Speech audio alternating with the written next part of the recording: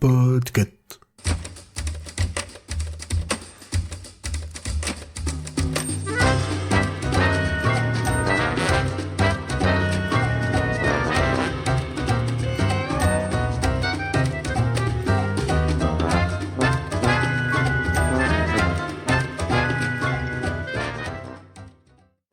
Bonjour tout le monde, c'est Miellou au micro et aujourd'hui, je vais vous parler d'une super série qui va révolutionner... Hein? Quoi? Je me suis trompée de podcast? Ah mince, c'est vrai. Ici, on parle de livres. De quoi est-ce que je vais bien pouvoir vous parler du coup? Bon, à défaut, je vais faire dans l'originalité et je vais vous parler d'un de mes romans préférés. Il s'agit d'Iron Widow, écrit par Xiran Jay Zhao. C'est un livre publié aux éditions La Martinière. Si vous aimez l'ASF, les héroïnes impitoyables et les combats héroïques, vous allez être servi. Et je tiens à vous rassurer, ma recommandation sera sans spoiler, afin de ne pas vous gâcher la découverte de ce super roman. On suit le parcours de Zetian Wu, une jeune femme qui a subi le supplice des pieds bandés. Elle rêve, comme toutes les jeunes filles de son âge, d'être sélectionnée pour devenir la concubine pilote du célèbre pilote Yang Wang. Pour enfin le rencontrer? Non. Pour devenir célèbre? Non plus. Pour l'assassiner? Eh oui! Pourquoi me demanderez-vous? Il se trouve que ce pilote a assassiné sa sœur et depuis lors, Zetian rêve de vengeance. Comme vous l'aurez peut-être compris, ce livre se déroule dans un univers différent du nôtre. Il s'agit en effet d'un monde à la technologie avancée dont la culture s'inspire de la culture chinoise. Le pays où nous nous trouvons s'appelle Huaxia.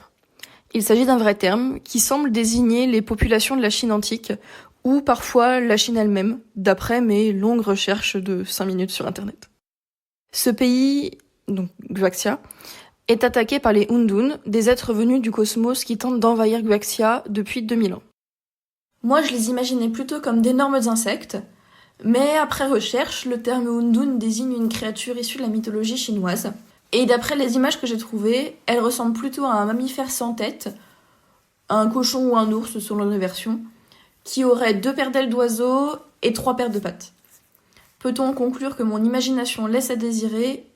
Je vous laisse en décider. Comme seule ligne de défense, l'humanité dispose de chrysalides.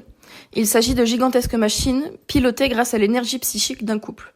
Ces pilotes sont adulés par toute la population, et c'est l'un d'eux que Zetian rêve de tuer.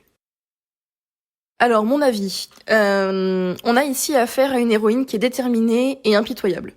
Elle a souffert toute sa vie, et uniquement parce qu'elle est une femme, pauvre aussi. Et malgré tout, elle a réussi à développer une volonté de fer, et une rage intense qui imprègne vraiment tout le récit. Perso, c'est la première fois que je lis un récit où l'héroïne est non seulement forte, mais surtout implacable et pleine de colère, et parfois jusqu'à la haine. Et ça fait vraiment du bien, en fait. L'auteurice a réussi malgré tout à la rendre très humaine. Elle fait parfois des erreurs, ce qui fait qu'on s'attache à elle malgré ses sentiments intenses qu'on a peu l'habitude de voir représentés.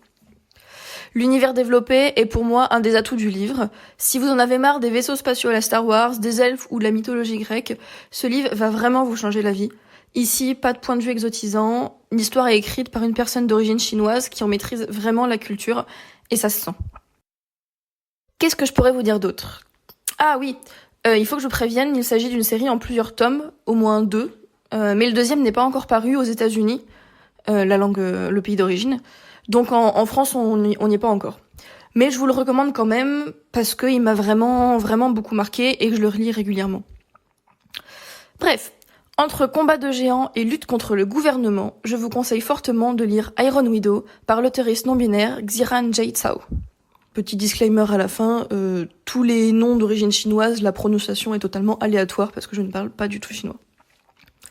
Pour finir, je vous rappelle que Choix-Pitre fait partie du label Podcut, un label au podcast aussi divers que varié. Je vous conseille notamment Dr Watt, qui vous parle de tous les sujets du monde, mais surtout pas du docteur. Vous pouvez nous soutenir via Patreon et vous pouvez aussi nous rejoindre pour discuter sur le serveur Discord. À la prochaine!